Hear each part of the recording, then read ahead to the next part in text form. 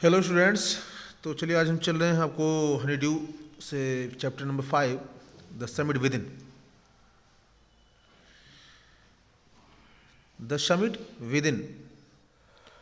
Before you read, major HPS Ahluwalia was a member of the first successful Indian expedition to the Mount Everest in 1965। पूरा नाम इनका है major Haripal Singh Ahluwalia. तो ये 1965 में माउंट एवरेस्ट का जो सबसे सफलतम प्रथम भारतीय अभियान था उसके सदस्य थे। How did he feel when he stood on the highest point in the world. और जब वो संसार की दुनिया की सबसे ऊंची जगह पर चोटी पर पहुंच गए तो उन्हें कैसा महसूस हुआ। तो let us here his story in his own words. तो आइए उनकी कहानी को उन्हीं के शब्दों में उन्हीं की मुख से सुनते हैं। Climbing the summit and then the more difficult task of climbing the summit within. तो चोटी पर चढ़ना यानी एवरेस्ट की चोटी पर चढ़ना और सब उससे भी मुश्किल कार्य मन रूपी चोटी पर चढ़ाई करना, विजय प्राप्त करना। To overcome the summit within, that is our mind.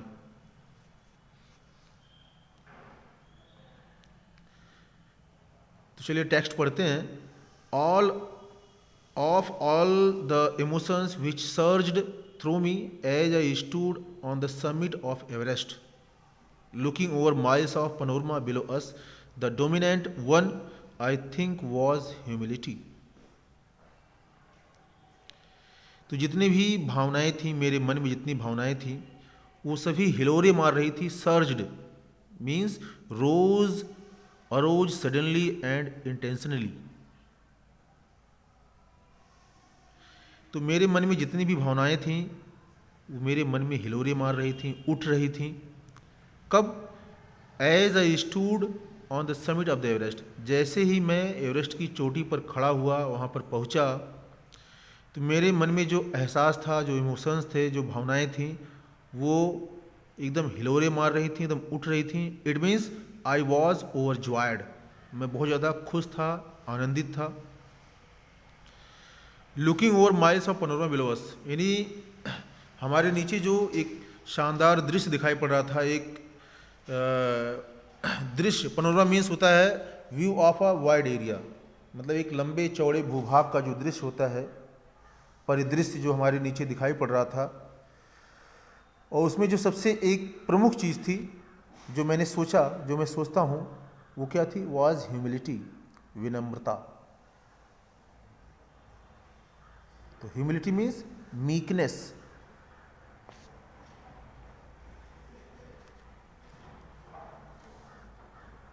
Humility means meekness.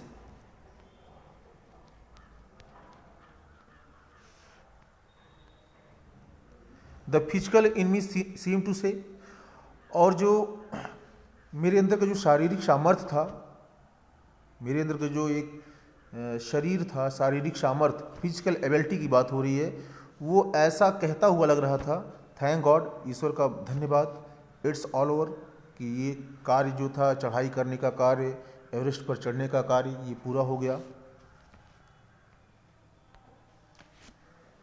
However, फिर भी, instead of being Jubilant, happy, Jubilant means happy, तो खुश होने के बजाय, खुश होने के स्थान पर देयर वॉज द टिंग ऑफ सैडनेस। टिंग मीन्स ट्रेस और सेड और मार्क और सिम्पटम। तो लेखक कह रहा है, जो HPS अहलूवालिया, वो कह रहे हैं खुश होने के बजाय फिर भी मेरे अंदर एक दुख का एक निशान था। ऐसा इसलिए था, दैट वॉज वाई, ऐसा इसलिए था because I had already done the ultimate in climbing, क्योंकि मैंने चढ़ाई में, आरोहण में, यानी जो मुझे चढ़ना था एवरेस्ट की, जो मैंने चढ़ाई की थी, मैंने सबसे आखिरी चढ़ाई, लास्ट, अल्टीमेट मीन्स लास्ट, जो मैंने आखिरी चढ़ाई वो पूरी कर ली थी। And there would be nothing higher to climb, और इसके बाद कुछ ऊंचा बचा ही नहीं था चढ़ने के लिए, क्योंकि एवरेस्ट से ऊंचा कोई है ही नहीं इस दुनिया में। तो वही कह रहा है कि मेरे मन में एक थोड़ा सा सैडनेस फीलिंग थी, एक सैड फीलिंग थी। वो क्या थी? क्योंकि मैंने जो चढ़ाई में जो आखिरी चढ़ाई थी, एक अल्टीमेट क्लाइंबिंग थी, मैंने वो पूरी कर ली थी और दूसरा कुछ बचा ही नहीं था चढ़ाई करने के लिए। और ये भी कह रहा है and all roads hereafter would lead down, और यहाँ से जितनी भी सड़कें हैं, जितने भी रास्ते हैं, वो सभी नीचे की तरफ जाते हैं, यहाँ से ऊपर जाने का कोई रास्ता ही नहीं। अगर आपको ऊपर जाना है तो आप सीधे शाह स्वर्ग, मतलब शाह शरीर स्वर्ग तो जा नहीं सकते आप। तो by climbing the summit of Everest you are overhead by a deep sense of joy and thankfulness. The writer says, लेखक कह रहे हैं कि जब आप एवरेस्ट की चोटी पर चढ़ाई करते हैं, यानी उसकी चढ़ाई के द्वारा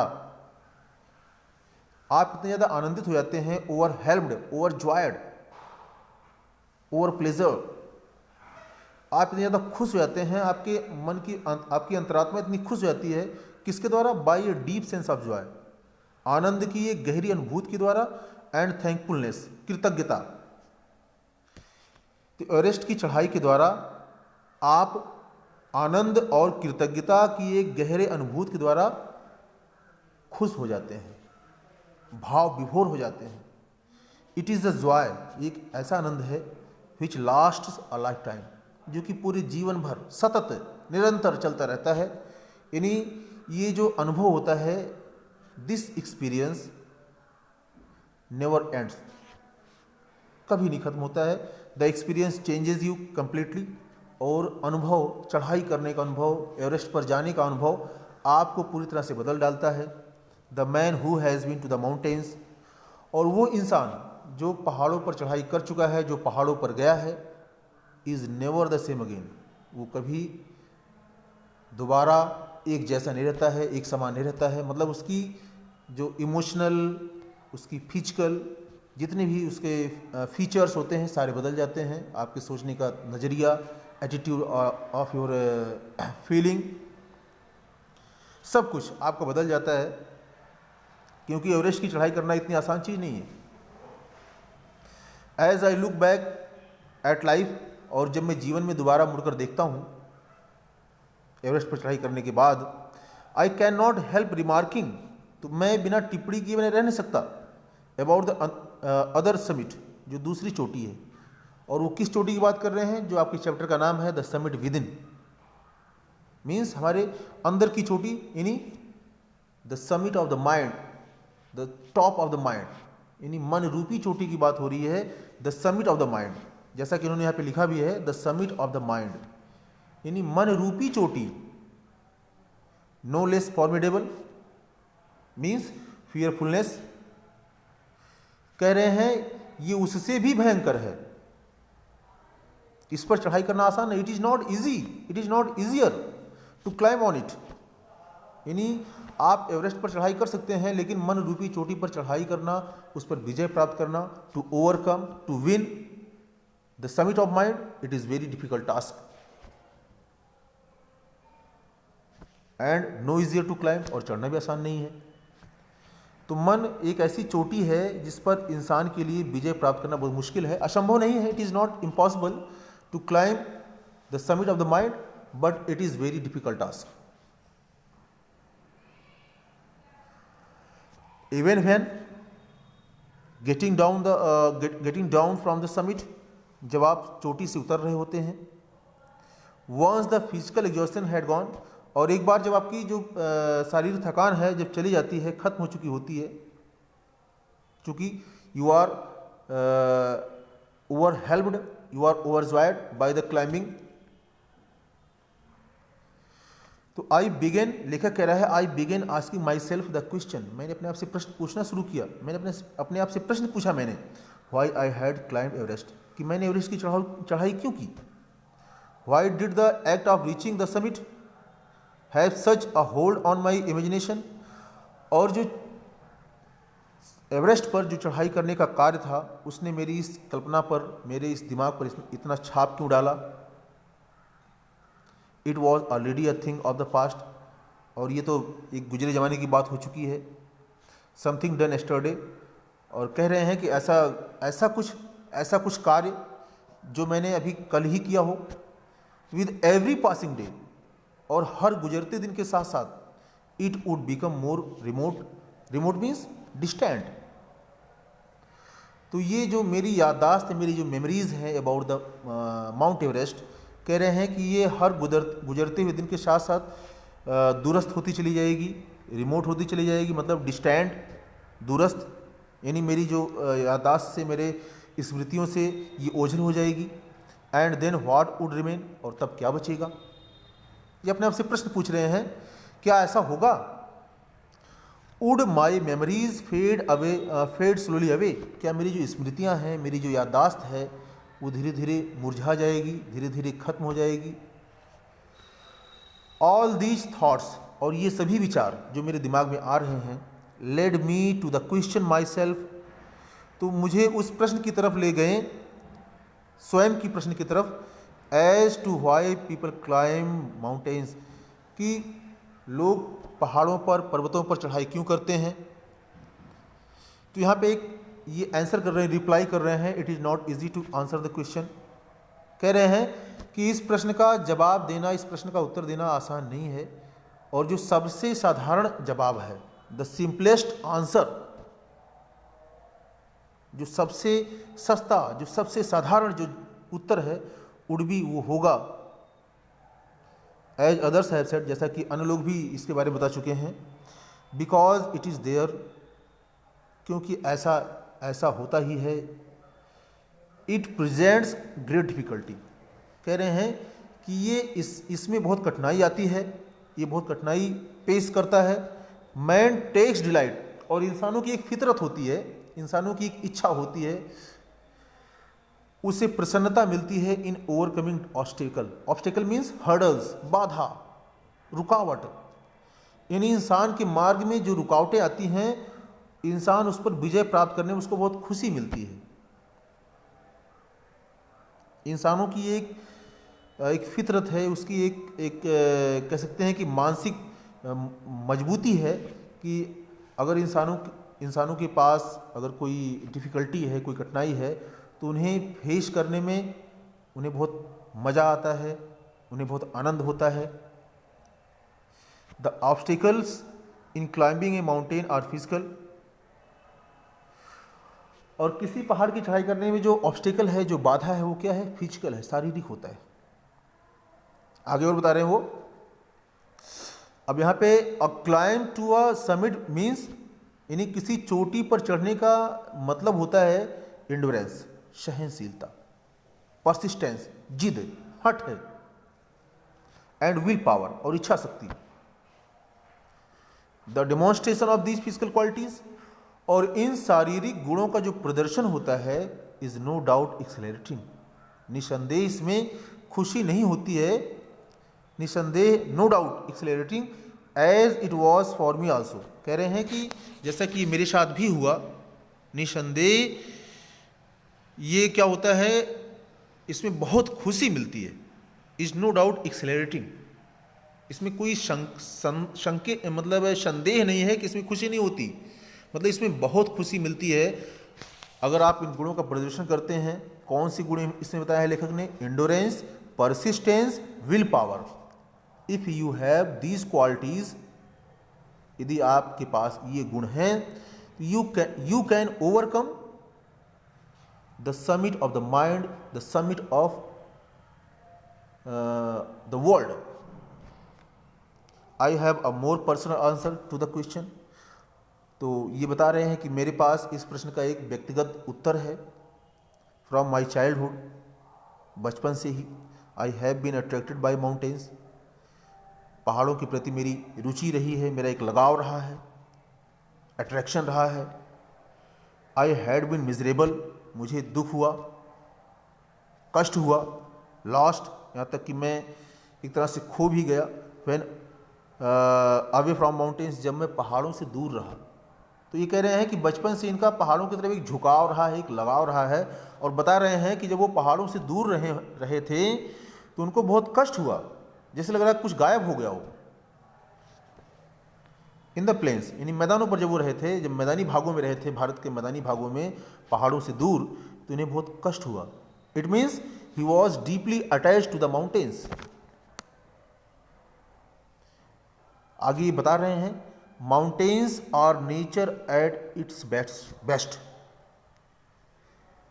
पर्वतों का जो स्वभाव होता है, एक तरह से जो प्राकृतिक छटा होती है, वो सर्वोत्तम होती है। जाहिर सी बात है, it is obvious, it is clear that the humans, the man attracts to the mountains. अभी जिसने पहाड़ों को नहीं देखा हो, एक बार कहीं पहाड़ी एरिया में जाए, पहाड़ी भागों में जाए, तो जब उसको देखेगा तो एक खिंचाव, एक अट्रैक्शन उसकी तरफ उसका हो जाएगा। तो पहाड़ ऐसी चीज़ ही हैं, आप जैसे टीवी में, समाचार पत्र में के जरिए आप पहाड़ों को देख रहे हैं, तो आप सोचते हैं कि कितना अच्छा होगा ये अगर हम वहाँ पे जाते हैं। अगर आप सचमुच में वहाँ पे जाते हैं तो जो अट्रैक्शन होता है, जो फीलिंग होती है, वो पहाड़ आपको अपनी तरफ खींच लेते हैं। तो इसीलिए यहाँ पे लेखक ने कहा है mountains are nature at its best, यानी पहाड़ों की जो छटा होती है, प्राकृतिक छटा, वो अपने आप में सर्वोत्तम होती है। यानी आप नाहक बिना किसी कारण के ही उनकी तरफ खींचे चले जाते हैं। दियर ब्यूटी, उनकी सुंदरता, एंड मजेस्टी, उनका वैभव, उनकी सुंदरता और उनका वैभव है। पोज अ ग्रेट चैलेंज, मतलब आपको एक चुनौती सा देते हैं, आपके सामने एक चुनौती रखते हैं, बहुत बड़ी चुनौती रखते हैं। एंड लाइक मैनी, और कईयों की तरह, बहुतों की तरह, अन्य लोगों की तरह, आई बिलीव, मैं विश्वास करता हूँ कि mountains are a means of communion with God, कि जो पर्वत हैं वो ईश्वर के साथ संबंध रखने का एक माध्यम है। जैसे आपने सुना होगा, देखा होगा कि हमारे देश में जो ऋषि मुनि थे, वो पहाड़ों पर तपस्या करने जाते थे, घर में तपस्या नहीं करते थे। तो ऐसा लोगों का एक फेथ है, लोगों का एक बिलीव है, एक धारणा है, एक विश्वास है, यकीन करते हैं कि आप जितना ऊपर जाएंगे, पहाड़ों पर जाएंगे, ईश्वर से आपका जो जुड़ाव है, आपका कम्युनियन है, आपका संचार है, वो ईश्वर से और बनता चला जाएगा। तो यही कारण है, दैट्स वाई हमारे देश में जितने भी महान साधु संत हुए हैं, वो हिमालय की तराई में, हिमालय में जाके तपस्या करते थे। यानी हिमालय हमारा क्या है, सबसे ऊंचा स्थान है, और हिमालय में ही एवरेस्ट है। तो इसीलिए जो लेखक है वो बता रहा है कि जो पर्वत हैं वो ईश्वर से संचार साधने का, यानी उनसे संपर्क करने का एक माध्यम है। अच्छा, एक बार इसको अगर आप स्वीकार कर लेते हैं, once having granted this, granted means accept, और यदि आप एक बार इसको स्वीकार कर लेते हैं, द क्वेश्चन रिमेन्स, तो प्रश्न ये बचता है, वाई एवरेस्ट, कि एवरेस्ट ही क्यों?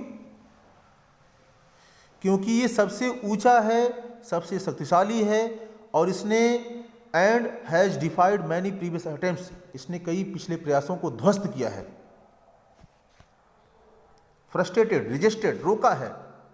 तमाम लोग आए यहाँ पे चढ़ाई करने के लिए, तमाम लोग मारे गए, और उसमें से बहुत कम लोग इस पर चढ़ाई या इस पर विजय प्राप्त कर सके।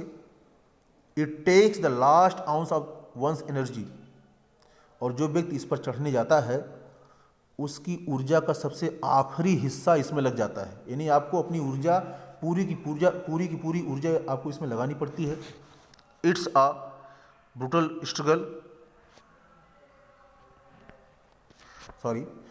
तो it's a brutal struggle with rock and ice, तो आपको चट्टानों और बर्फ के साथ एक बहुत बड़ा संघर्ष करना पड़ता है। ब्रूटल मीन्स निर्मम, स्ट्रगल संघर्ष।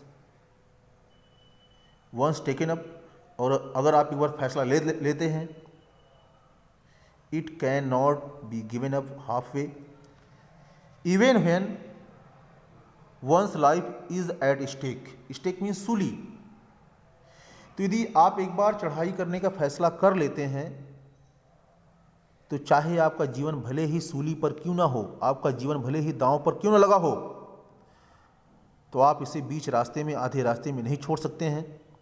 द पासिस बैक, और वापसी का जो रास्ता होता है, वापसी का मार्ग, इज़ एज डिफ़िकल्ट, उतना ही कठिन होता है जितना कि आगे बढ़ने का रास्ता होता है, ऑनवर्ड।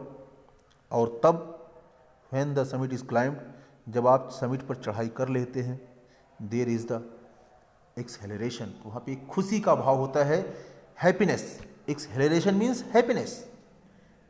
तो जब आप एक बार एवरेस्ट पर पहुँच जाते हैं तो आपके अंदर एक खुशी का भाव हो जाता है, the Joy of having done something, एक ऐसे आनंद की अनुभूति जिसे आपने किया है या आपने कुछ कर डाला हो, ऐसा कर डाला हो जिसे आपने सोचा ही नहीं था।